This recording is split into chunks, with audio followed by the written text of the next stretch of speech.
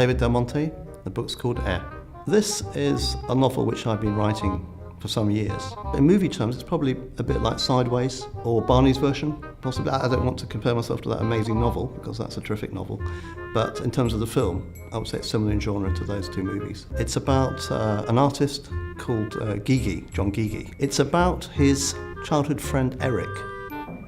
And Eric's a guy who always was fascinated by this artist guy. Knew him since he was a kid. But when they grew up, Gigi was the guy who made it really big.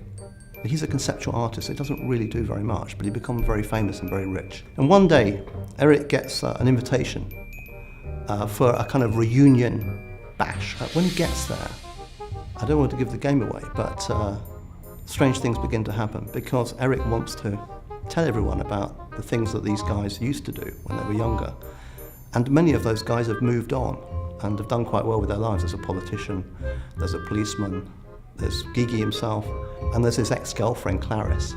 Well, this particular image I took at the Hayward Gallery in June this year, in 2012, in which they had an exhibition of invisible art, which sounds like a contradiction in terms. But on that day I went down there and I offered to pay the entrance fee, which was £8, was about $15, with invisible money. That was rejected.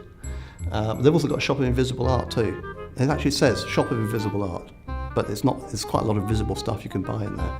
But that exhibition's full of almost frames with black paper in it. That's not actually a photoshopped image at all. That's an actual image of an artifact from the Hayward Gallery. And the reason it's on the cover there is because it's quite similar to the way that the conceptual artist Gigi works. Although the book does have quite a lot of satirical pokes at conceptual art, because it's easy to poke fun at that, but it doesn't particularly necessarily damn it. I wanted to be an optimistic kind of book. I don't want people to come away from reading it feeling depressed or unhappy. So I think it's got an upbeat feel to it. It's a funny book, so I think people will laugh quite a bit when they read it.